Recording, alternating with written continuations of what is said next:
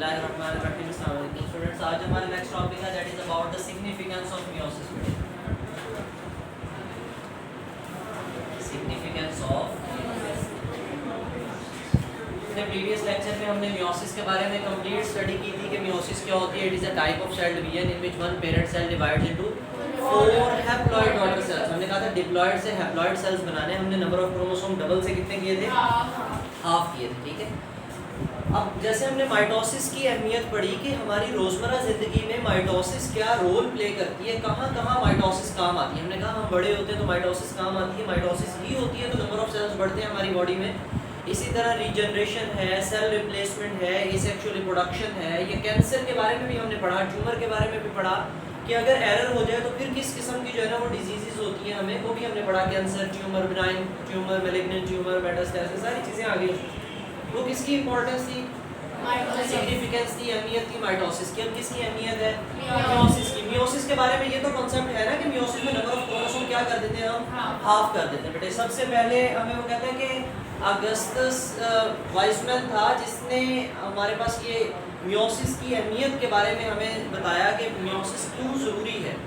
पहली हेडिंग जो है ना पूरी लाइन, उसी के अंदर उस पूरे पैराग्राफ का लुबलबाब बताया उसने कि maintenance of the chromosomal set in the next generation. बेटे मेंटेनेंस ऑफ क्रोमोसोमल नंबर कह लो या क्रोमोसोमल सेट कह लो, किसमें बेटे? In next generation. अगली नस्ल के अंदर क्रोमोसोम्स के सेट को बेटे क्या किया हमने? मेंटेन किया। क्या किया? ये मेंटेन कैसे किया? अगली नस्ल की बात क्यों कर रहा है वो आप लोगों ने पढ़ा हुआ है कि जो मियोसिस होती है बेटे कौन से सेल्स में होती है? जर्मनाइन सेल्स में। And these germline cells give rise to, ये क्या बनाते हैं? गैमेट्स बनाते हैं। और गैमेट्स कितने टाइप के होते हैं? 2 टाइप के। मेल गैमेट्स क्या होते हैं? स्पर्म्स। और फीमेल गैमेट्स क्या होते हैं? एग्स होते हैं। बेटे अगर ये दोनों आपस में मिले तो क्या बनते हैं? हमारे पास जाइगोट बनता है। बेटे इस अमल को हम कहते हैं फर्टिलाइजेशन। क्या कहते हैं? Fusion of gametes is called fertilisation. क्या कहते हैं इसको? अमल को fertilisation. Fusion of gametes is called fertilisation. ये जाइगोट बन गया। अब वो कहता है देखो ये गैमेट्स बनवाने में यानी स्पर्म बनवाने में या एग बनवाने में हमने कौन सी सेल डिवीजन करवाई है बेटे? मियोसिस करवाई है। मियोसिस करवाई तो ये जो सेल्स बने बेटे ये हैप्लॉइड थे, सिंगल सिंगल एंड से रिप्रेजेंट करते थे। अगर हम इंसान की ह्यूमन बीइंग की बात करें तो स्पर्म में कितने क्रोमोसोम आते हैं? 23। एग में भी कितने आते हैं? ये 23 और 23 मिलके जाइगोट में कितने बन जाते हैं? यानी क्रोमोसोम बेटे दोबारा किस फॉर्म में वापस आ जाते हैं? पेयर्स की फॉर्म में वापस आ जाते हैं। किस फॉर्म में वापस आ जाते हैं? और टोटल उनके नंबर कितने हो जाते हैं? 46। कितने हो जाते हैं? यानी ये सेल 2n बन जाता है। ये सेल क्या बन जाता है? 2n बन जाता है। यहाँ तक बात समझ आई? यानी अब अगर हम हर इंसान की बात करें हमारी बॉडी के हर सेल के अंदर कितने नंबर ऑफ क्रोमोसोम होते हैं? 46। कितने होते हैं? 46। हमारे पेरेंट्स में भी कितने? उनके पेरेंट्स में भी कितने? हमारी आने वाली जनरेशन में भी कितने हो रहे हैं? 46 बेटे। अगर ऐसा ना होता, अगर मियोसिस ना होती, अगर मियोसिस ना होती बेटे, फॉर एग्जांपल हम कहते हैं अगर हम स्पर्म लेते हैं तो इसके अंदर बेटे मियोसिस नहीं करवाएंगे तो ये ऑलरेडी कितने क्रोमोसोम वाला होगा? इसी तरह अगर हम एग लेंगे तो ये कितने क्रोमोसोम वाला होगा? 46 वाला। तो ये मिलेंगे तो टोटल कितने क्रोमोसोम बनेंगे जाइगोट में? 92। कितने बनेंगे? 92। ऐसा ही होगा ना? यानी ये जो अब नेक्स्ट जनरेशन का नेक्स्ट ऑफस्प्रिंग होगा, अगला बच्चा होगा, उसको कितने क्रोमोसोम? अब आगे अगर हम इसके अंदर हम गैमेट्स बनवाते हैं तो अगर माइटोसिस ही करवाएं तो जितने number of chromosome parent cell में उतने ही डॉटर सेल में। तो इसका मतलब अगले वाले डॉटर सेल्स में भी कितने आते हैं? 92। और जिसके साथ इसकी शादी होनी थी उसमें भी 92। और इनके जो बच्चे होने थे उनमें 92 प्लस 92 कितने हो जाते? 184। इस तरह बेटे generation after generation number of chromosome क्या होते चले जाते? बढ़ते चले जाते नंबर ऑफ क्रोमोसोम। और अगर आज आपसे पूछते हैं कि आपकी बॉडी में कितने क्रोमोसोम है तो आप कहते हैं एक लिस्ट घर पड़ी है, वो लेके आएंगे तो फिर आपको बताएंगे कि इतने सारे क्रोमोसोम है हमारी बॉडी में। लेकिन हमें पता है कि हेडिंग में क्या लिखा हुआ है बेटे? मेंटेनेंस है of the chromosomal number. Chromosome number maintains है जनरेशन आफ्टर जनरेशन, नस्ल दर नस्ल एक ही चलते आ रहे हैं, चाहे वो इंसान है या कोई दूसरी स्पीशी है तो उसके जितने होंगे। जैसे हम फ्रूट फ्लाई की बात करें, ड्रोसोफिला की बात करें तो उसमें 8 क्रोमोसोम होते हैं, तो उसकी आने वाली नस्लों में 8 क्रोमोसोम में ट्रांसफर होते हैं। बात समझ आ रही नहीं आ रही? ये सारा किसकी वजह से है? ड्यू टू, अगर मियोसिस ना होती तो क्रोमोसोम नंबर हाफ ना होते तो जो अगला जाइगोट है उसमें नंबर ऑफ क्रोमोसोम मेंटेन उतने ना होते जितने उस जनरेशन में चाहिए, वो क्या हो जाते, बढ़ जाते, क्या हो जाते, बढ़ जाते। यहाँ तक बात समझ आइए या नहीं आई? अच्छा, ये तो था पहला स्टेप कि हमारे पास नंबर ऑफ क्रोमोसोम मेंटेन हो जाते हैं। इसके अलावा वो कहता है कि ये प्लांट में अगर हम बात करें तो प्लांट के अंदर एक फिनोमेना होता है जिसको हम बेटे अल्टरनेशन ऑफ जनरेशन कहते हैं। क्या कहते हैं? Alternation of generation. अल्टरनेशन किसे कहते हैं? बदलना। किसका बदलना बेटे? जनरेशन का बदलना। जनरेशन का कौन सी जनरेशन का किसके साथ बदलना? कितने टाइप की जनरेशंस पढ़ी हुई है हमने इसमें? 2 टाइप की बेटे। एक होती है स्पोरोफाइट जनरेशन और एक होती है gametophyte generation. Sporophyte generation and gametophyte generation. ये मैं समझाता हूँ ये क्या होती है बेटे। फाइट्स प्लांट से है बेटे। ये प्लांट के बारे में हम बात कर रहे हैं। आपको जो पूरा पौधा नजर आ रहा होता है, पत्ते, शाखें उसकी, उसका तना, उसकी रूट्स, उसके फ्लावर्स, सारी चीजें नजर आ रही होती है ना, तो ये हम कहते हैं ये स्पोरोफाइट है। ये प्लांट की क्या है बेटा? स्पोरोफाइट है। फिर जो फ्लावर होता है, फ्लावर के अंदर छोटे छोटे फाइबर्स होते हैं जो रिप्रोडक्टिव पार्ट्स होते हैं उसके, वो एंथर, स्टिग्मा, स्टाइल, ओवरी, इन चीजों के बारे में पढ़ा है ना आपने? फ्लावर का स्ट्रक्चर कभी पढ़ा? इस तरह से फ्लावर के सेंटर में एक वो ovary type structure, stigma style ovary बना होता है। इस तरह छोटे छोटे फिलामेंट लाइक स्ट्रक्चर होता है। फिर बाद में उसकी पत्तियां होती हैं साइडों में, ऐसा ही होता है। तो ये जो दरमियान वाला पोर्शन है बेटे, इस पोर्शन के अंदर यहाँ पे छोटे छोटे सेल्स होते हैं। यहाँ पे छोटे छोटे सेल्स होते हैं, वो डिवाइड होते हैं। वो सेल्स क्या होते हैं? डिवाइड होते हैं, यानी स्पोर्स बनाते हैं। क्या बनाते हैं? स्पोर्स बनाते हैं। अब ये फ्लावर किसका हिस्सा है? पौधे का हिस्सा है। किसका हिस्सा होता है? प्लांट पे लगते हैं ना फ्लावर्स, तो इसका मतलब जो हमें पूरा प्लांट नजर आता है वो क्या कहला रहा होता है? स्पोरोफाइट कहलाता है। क्या कहलाता है? तो पूरा पौधा जो है वो डिप्लॉइड होता है बेटे। क्या होता है? डिप्लॉइड। 2n होता है। क्या होता है? 2n। अब हमने स्पोर्स बनवाने हैं, तो वो कहता है कि स्पोर्स किसके जरिए बनते हैं? मियोसिस के जरिए बेटे। क्या होती है? तो स्पोरोफाइट जनरेशन में जब मियोसिस होती है, यानी यहाँ पे जो सेल्स हैं जब वो डिवाइड होते हैं, तो वो किसके जरिए डिवाइड होते हैं? मियोसिस के जरिए। तो डिप्लॉइड से कैसे स्पोर्स बनते हैं? स्पोर्स कहते हैं छोटी छोटी दानेदार साख्तें होती हैं, छोटे छोटे जो है ना वो ग्रेन्यूल टाइप स्ट्रक्चर्स हैं। उनकी फिर आप फर्दर 10th क्लास में जब जाओगे डिटेल पढ़ोगे, मेगास्पोर्स, माइक्रोस्पोर्स, मेल स्पोर्स कौन से होंगे, फीमेल स्पोर्स कौन से होंगे। तो हमारे पास जब स्पोरोफाइट जनरेशन का नाम ही हमने इसलिए लिखा कि ये स्पोर प्रोड्यूसिंग जनरेशन है बेटे। कौन सी जनरेशन है? कि ये जनरेशन स्पोर्स बनाती है। किसके जरिए बनाती है? अगर मियोसिस ना हो तो डिप्लॉइड से हैप्लॉइड स्पोर्स ना बने। डिप्लॉइड से हैप्लॉइड स्पोर्स। फिर ये जो स्पोर्स है बेटा जर्मिनेट होते हैं। क्या होते हैं? यहाँ जर्मिनेट का मतलब ये नहीं है कि ये उग के नया पौधा बनते हैं। यहाँ जर्मिनेशन का मतलब ये होता है कि ये जो स्पोर्स हैं, लेट के ये प्लांट का एंथर है, ये छोटी सी थैली है, इस थैली के अंदर एक स्पोर बना है अगर, तो ये स्पोर बेटे आगे फर्दर अपनी सेल डिवीजन कराता है। आगे अपनी फर्दर क्या कराता है? इसी अमल को हम कह देते हैं स्पोर जर्मिनेट हो गए। स्पोर क्या हो गए? जर्मिनेट हो गए। अब इसके अंदर होता क्या है कि ये जो एक सेल है, जो भी इसका न्यूक्लियस है, वो डिवाइड होता है। वो क्या होता है? तो ये जो स्पोर वाला सेल है वो पहले ही क्या है? हैप्लॉइड। पहले क्या है? तो क्या हैप्लॉइड सेल्स में मियोसिस मुमकिन है? नो। हैप्लॉइड सेल्स में सिर्फ कौन सी सेल डिवीजन पॉसिबल है? माइटोसिस। माइटोसिस तो दोनों में हो जाएगी, चाहे डिप्लॉइड है चाहे, लेकिन मियोसिस सिर्फ कौन सी सेल्स में होती है? डिप्लॉइड में होती है, और उनको किसमें कन्वर्ट कर देती है? तो इनमें तो पहले नंबर ऑफ क्रोमोसोम हाफ है, हाफ का बेचारे का क्या हाफ करना दोबारा, ठीक है। तो इनमें बेटे माइटोसिस होती है। क्या होती है? माइटोसिस के जरिए ये जर्मिनेट होते हैं। माइटोसिस के जरिए ये जब ये जर्मिनेट होते हैं तो उस अमल को हम कह देते हैं, जो अगली जनरेशन बनती है बेटे वो गैमेटोफाइट है। क्या है? क्योंकि जैसे ये जर्मिनेट होंगे तो ये गैमेट्स बनाना शुरू कर देंगे। क्या बनाना शुरू कर देंगे? गैमेट्स बनाना शुरू कर देंगे। अगर वो मेल स्पोर्स थे तो क्या बन जाएंगे? स्पर्म्स बन जाएंगे। और अगर वो फीमेल स्पोर्स थे तो बेटा क्या बन जाएंगे? एग्स बन जाएंगे। यहाँ तक बात समझ आई या नहीं आई?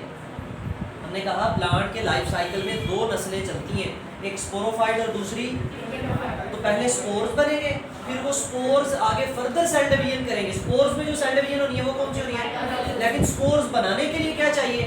तो हम मियोसिस की अहमियत पढ़ रहे हैं, तो उसने हमें समझाने के लिए बात की है कि जब प्लांट की बॉडी में फ्लावर्स के अंदर छोटे छोटे स्पोर्स बनते हैं, जहाँ बीज बनना होता है, फ्रूट बनना होता है, तो उनसे बनने से पहले, बीज बनने से पहले छोटे छोटे स्पोर्स, पोलन ग्रेन्स का नाम सुना बेटे?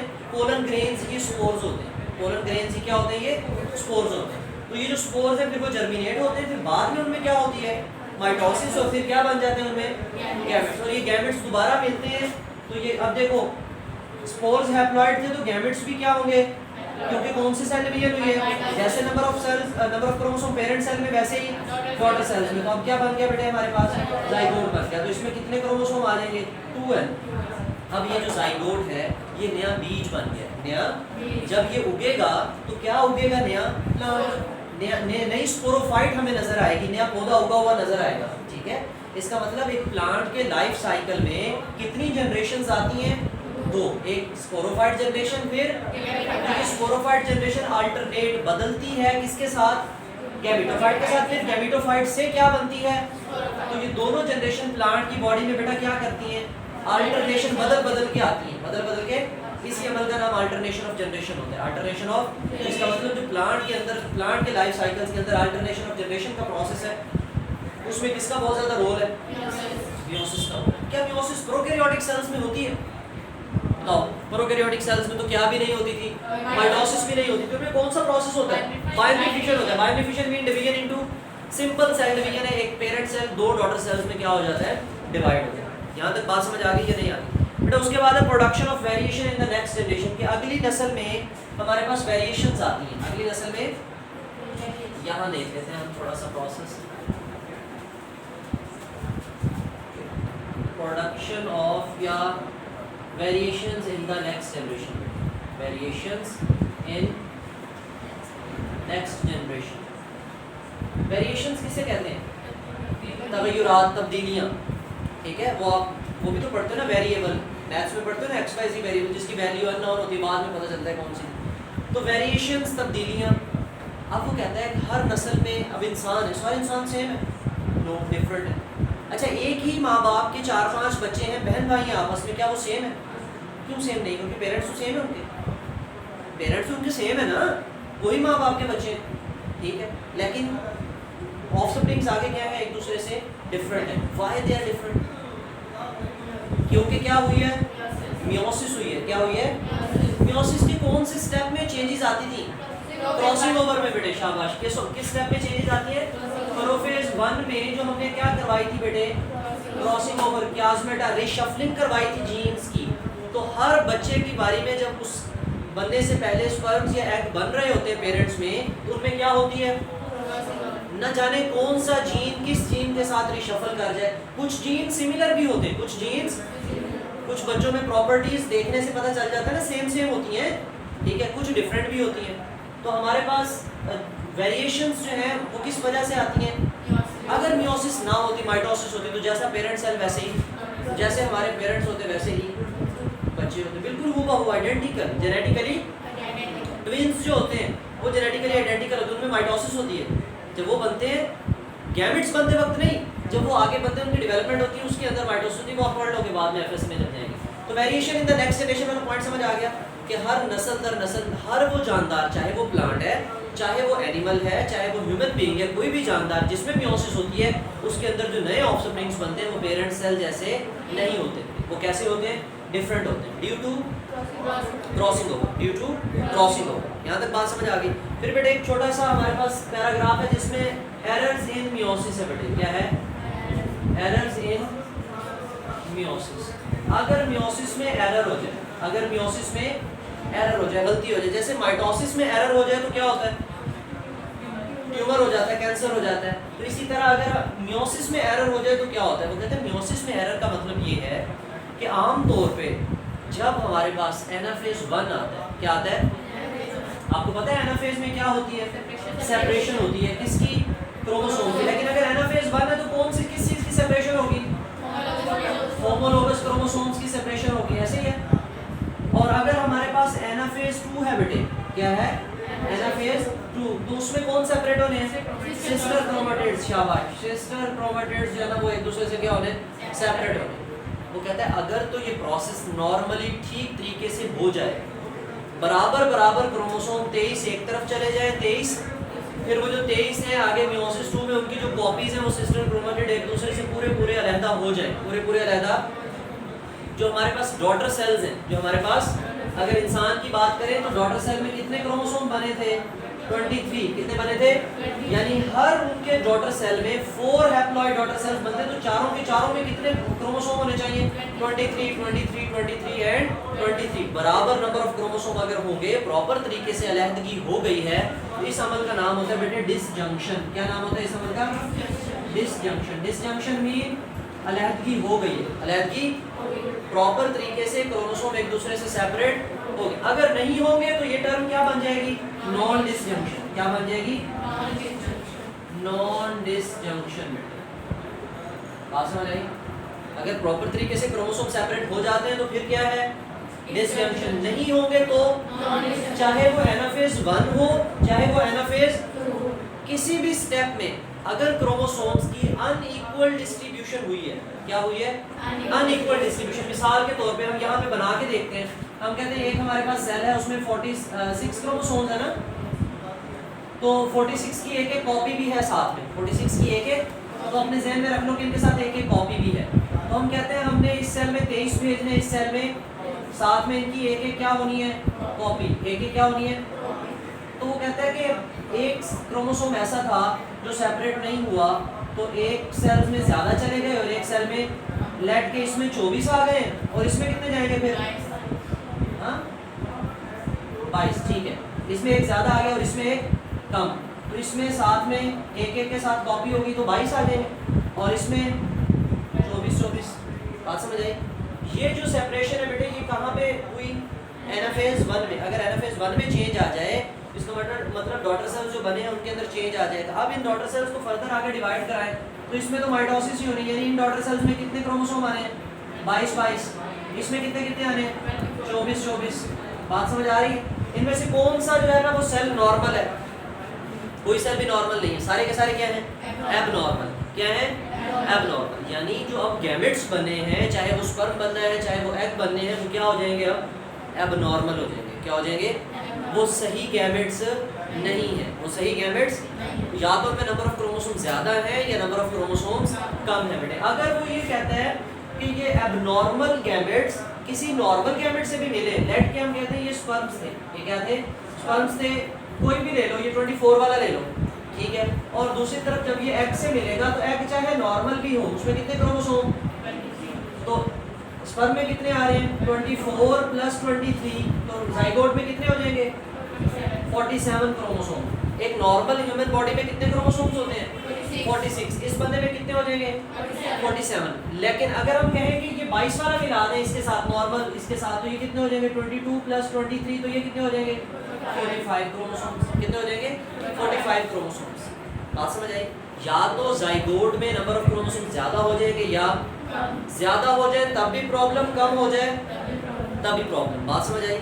उन बच्चों की प्रॉपर ग्रोथ, क्योंकि ये जाइगोट है ना, अभी ये एक सेल है, अभी ये क्या है, इस एक सेल से पूरी ऑर्गेनिज्म की बॉडी बननी है, इस एक सेल से पूरी ऑर्गेनिज्म की, हमें पता है हमारी पूरी जो बॉडी बनती है, पूरा एक नया बच्चा जो बनता है वो कौन से सेल से बनता है, उस सेल में कौन सी सेल डिवीजन होती है, माइटोसिस। तो इसमें कितने क्रोमोसोम है, तो जब ये डिवाइड होगा तो डॉटर सेल्स में भी कितने कितने जाएंगे, यानी जब ये पूरा बच्चा बन जाएगा, इस बच्चे के हर सेल में कितने क्रोमोसोम होंगे, 45 होंगे बेटे। कितने होंगे, अब डिपेंड करता है, मिसाल के तौर पे एक क्रोमोसोम जो मिसिंग है, एक क्रोमोसोम जो उस क्रोमोसोम ने उस बच्चे का ब्रेन डेवलप करना था, उस बच्चे का, तो उसका ब्रेन डेवलप नहीं होगा। हो सकता है उसके अंदर कोई फिजिकल डिसेबिलिटी आ जाए, ठीक है, अपाहजपन आ जाए, उसका बाजू बनना था, बाजू नहीं बना, उस जीन्स ने बनाना था, वो नहीं बना, कोई भी उसके अंदर माल फंक्शन आ जाएगा, कोई भी उसकी बॉडी के अंदर जो फंक्शन है वो ख़राब हो सकता है। बात समझ आ रही है।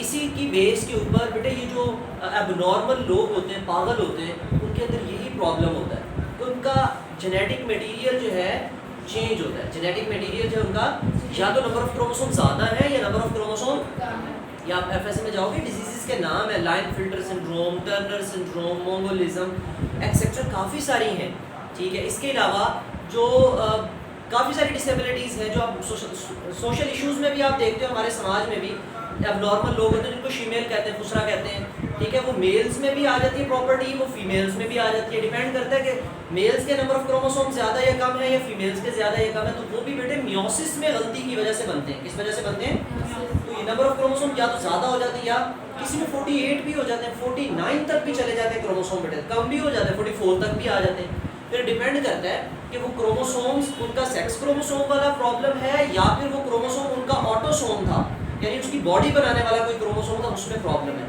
फिर उसी की बेस पे उस बंदे के अंदर एबनॉर्मेलिटी आ जाती है। क्लियर? तो ये बेटे सिग्निफिकेंस थी हमारे पास मियोसिस की।